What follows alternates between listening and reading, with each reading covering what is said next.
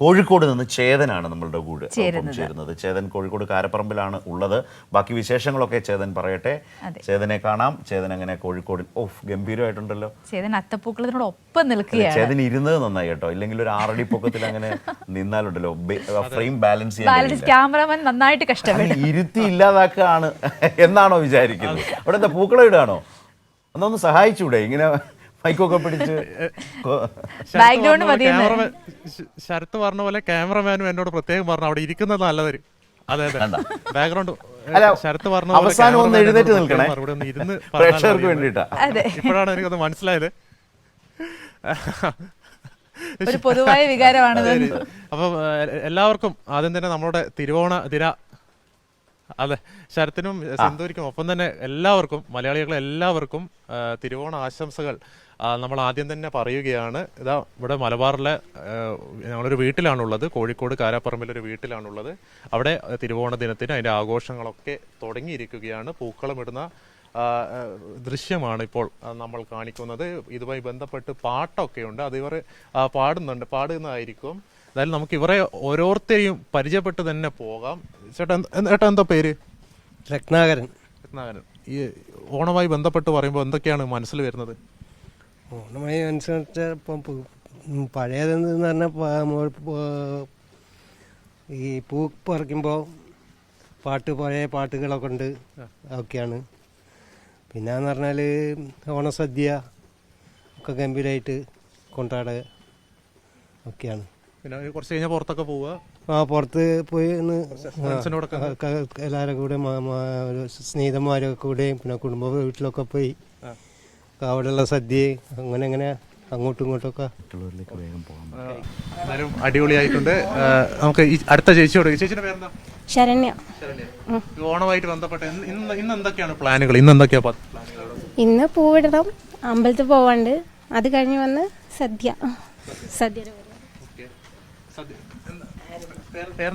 ആരതി. ഓണായിട്ട്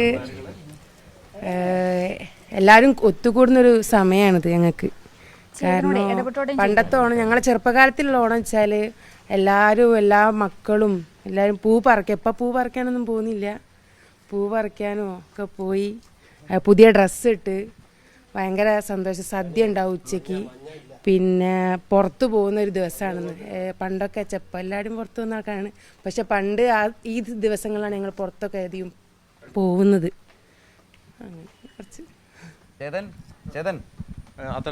ചേതൻ ഒരു കാര്യം ചോദിക്കാനുള്ളത്, ചേതൻ ഒരു കാര്യം ചോദിക്കാനുള്ളത്, അവരുടെ ആ കുടുംബത്തിന്റെ ഒരു ഓണ സന്തോഷമൊക്കെ ഞങ്ങൾക്ക് ഇങ്ങനെ കിട്ടി. ഒരു കാര്യം, ഉച്ചയ്ക്ക് ഈ സദ്യയെക്കുറിച്ച് പറഞ്ഞല്ലോ.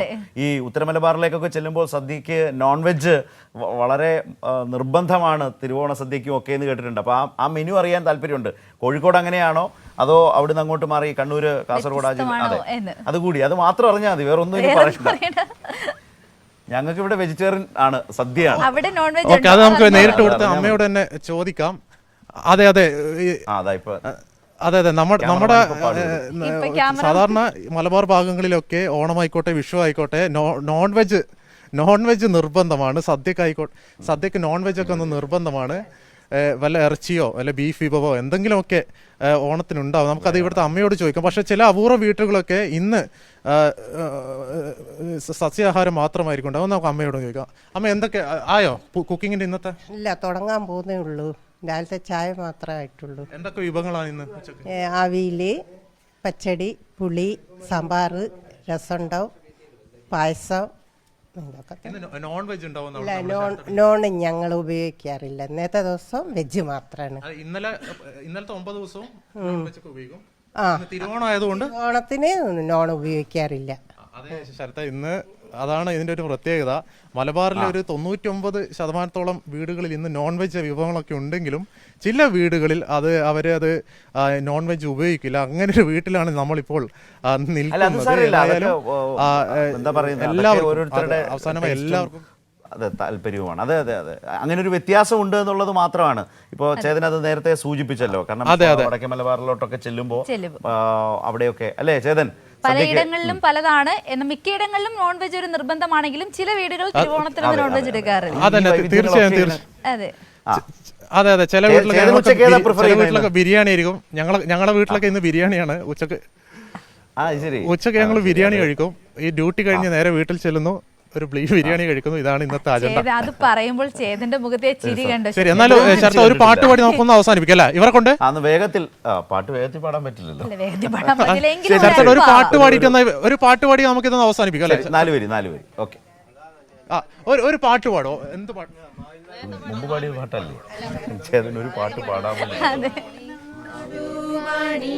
കാലം മനുഷ്യരെല്ലാരും ഒന്നുപോലെ ആമോദത്തോടെ വസിക്കും കാലം ആപത്തങ്ങാർക്കും മുട്ടില്ല താനും കള്ളവുമില്ല ചതിയുമില്ല എള്ളോളമില്ല പൊളിവചനം കള്ളം പറയും ചെറുനഴിയും കള്ളത്തരങ്ങൾ മറ്റൊന്നുമില്ല.